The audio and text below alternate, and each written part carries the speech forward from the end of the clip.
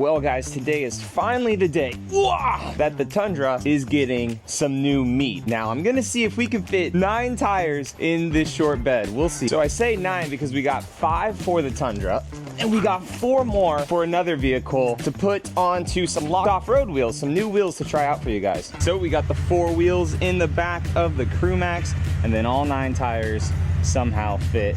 And then we got them all strapped up too with the perfect bungee. So let's head on out to YotaMafia, get all these mounted and balanced and put on the truck.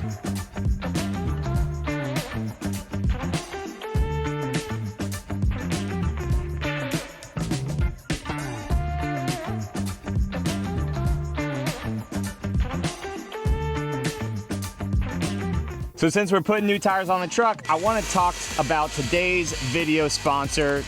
Whoa! I want to talk about today's video sponsor, Glue Tread. So Glue Tread has a nice little patch system that we're going to put here on the sidewall to repair this, and then we're going to fill it up with an Eaton Wolf compressor. So this is their Expedition repair kit that we are going to use to repair the Tundra tire. You have everything from your sandpaper inside, little plugs if you get a puncture wound on top of the tire.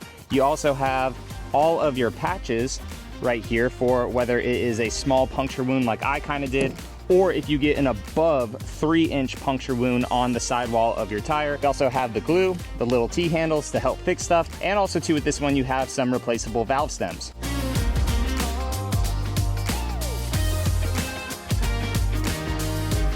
And while that's drying, we will get this portable compressor out by Eaton Wolf. So this thing's pretty cool. I'll leave a link for this also in the description. Got it on Amazon, which is pretty nice. So I have been carrying this actually when I went up to Overland Expo with the Glue Tread kit for the Tacoma, just in case I had a flat, right?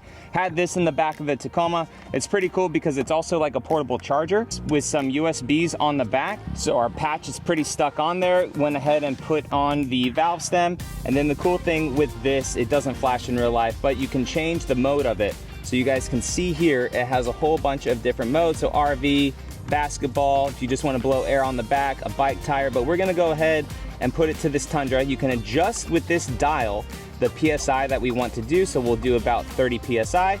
Go ahead and press and hold start. We'll start to fill it up. And I don't feel any air coming from the top of this. I should have used a bigger patch for this, but it's still not gushing air out like it did when I punctured it. Still enough to allow us to get off the trail, and if we have to use the Eaton Wolf again, it could fill up to like 4 tires. So we'll just go ahead and get off the trail now.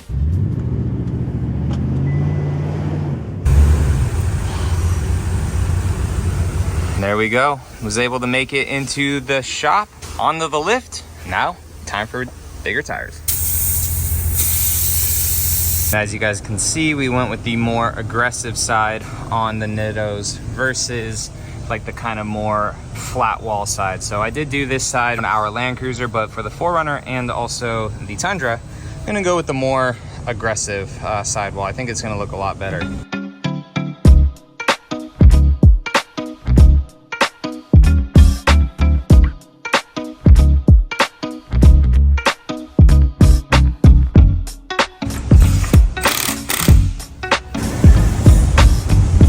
Actually overly happy with how it looks without the lift, so we aren't doing the lift maybe yet or at all, just because this clears actually a lot better than I thought. So Ethan is doing me a solid real fast. Just took the 2 10 mils off of kind of this front flap, because this is pretty much all we were rubbing on only the driver's side. I didn't hear the passenger side rub at all, but we're just gonna take this little guy off. Well, I could not be happier, guys. This truck, night and day difference, but I don't think I'm gonna lift it anymore. Let's take a look.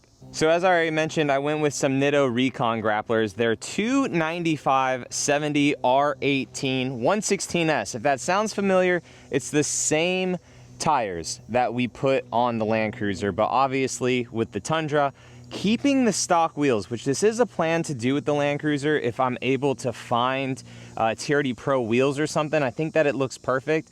This with the Fox suspension, which is already about an inch of a lift, I feel just made it perfect. These tires are about 2.5 to 3 inches taller than the stock ones. I'll put the exact measurements here on the screen, but I had a Westcott pre-collar kit lined up for this. In fact, it's in my office right now, and I have new leaf springs for the back, and that's just because they're just a tad bit rusty, and we were waiting on some upper control arms to come in because, again, these guys, they could use a little refreshment. However, since I didn't go insanely big like a 35 or a 37 with these tires, and I don't want to put that on that truck just yet, a Westcott kit would have brought the front fenders up probably another good couple inches. So now our fender would be like up to here, right?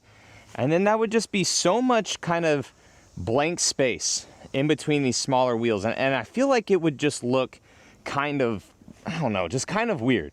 But this just has it standing perfect, man. I mean, the 295s, I just feel like this has it standing perfectly. We do need to put on the automatic running boards from Real Truck onto it to make getting up into it a little bit easier. But what do you guys think? Should I install a lift kit on this, or honestly just leave it? The Fox shocks, they only have 28,000 miles on them, right? Almost 29,000.